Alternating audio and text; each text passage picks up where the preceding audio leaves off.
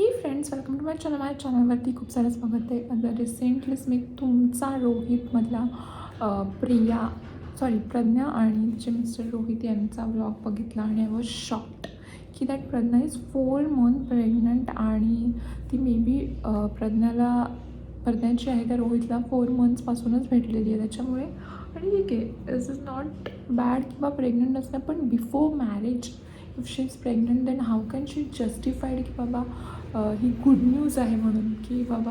आणि लोक तिला सगळेजणं सांगतात की you should marry why she is not marrying किंवा ती कोणता हे करते. आणि मॅरेजचं करायचं असेल then she has to take divorce from that Vishal. मग वाय ती वेट का करते विशालचं डिवॉर्स करायला? पटकन ती डिवॉर्स विशालला देणं आणि रोहितसोबत लग्न करणं हे खूप अर्जंट आहे अशा सिच्युएशनला, कारण की आपली संस्कृती अशी नाही आहे. आणि बरेच काही लोक आपण बघतो आहे सपोर्ट.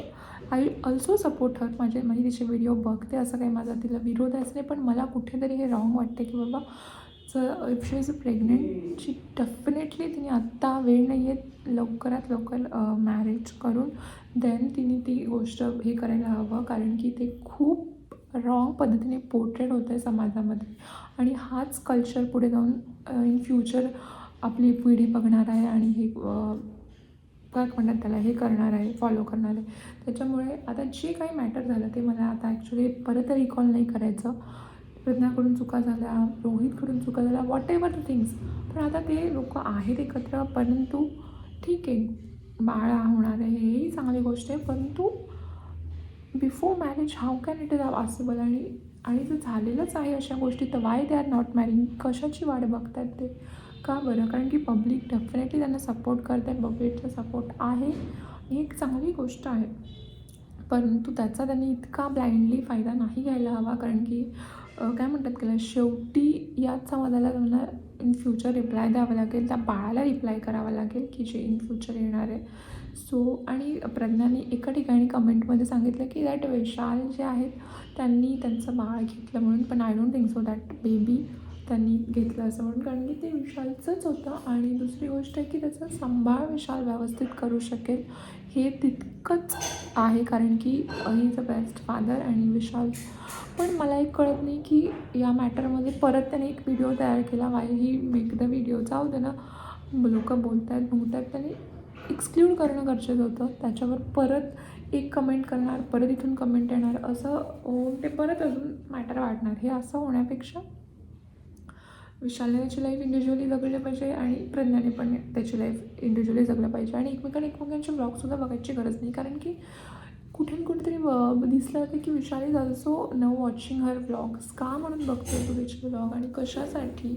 कशाला स्वतःला दुःख वाटून घेतो आहे? Why you are regretting?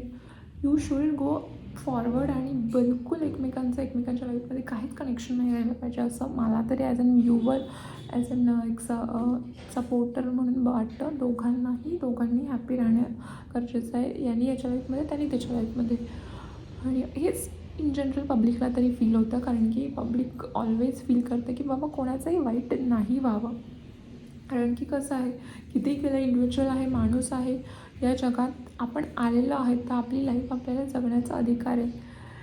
परंतु काय म्हणतात का, जे काही मॅटर झालं, चुका झाल्या, त्या सगळ्या इथं विसरून छान दोघांच्या साईडने जगणं गरजेचं आहे. एकमेकांना न टॉन्ट करता, न रिग्रेट कोणत्या गोष्टीचा ठेवता. पण हेच माझं वाटतं आहे. आणि मी बघते प्रज्ञाचे video. I don't know why I see her video, पण एक क्युरियासिटी राहते तर बघते.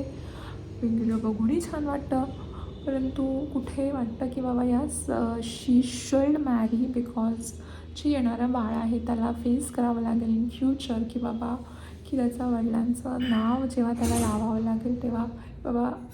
सो आय फील की इथे प्रज्ञा जी आहे ती कुठेतरी खूप मेजर मिस्टेक करते आहे, जे की झालं तिच्याकडून बऱ्याच मिस्टेक, पण आता तिने सुधारणं गरजेचं आहे. Friends, what you feel? Definitely मला कमेंटमध्ये सांगा, कमेंट्स करा या व्हिडिओमध्ये. तुम्हाला काय वाटतं? तुम्ही तिचे व्हिडिओ बघत असाल तर, आणि चॅनल बघत असाल माझा तर चॅनलला लाईक करा, शेअर करा, मला भरपूर प्रतिसाद द्या. आणि तुम्हाला असेच काही जर रिॲक्शन व्हिडिओ बघायचे असेल तर मी डेफिनेटली बनवेल. आणि परंतु तुम्ही याला थोडंसं समर्थन करणं गरजेचं असंच मला वाटतं. कारण की मी साधे नॉर्मल ब्लॉग्स पण करते, रिॲक्शनही तयार करते. तो ज्यांच्यावर मला वाटतं की बाबा I had to speak out. Okay, so what you feel just comment it.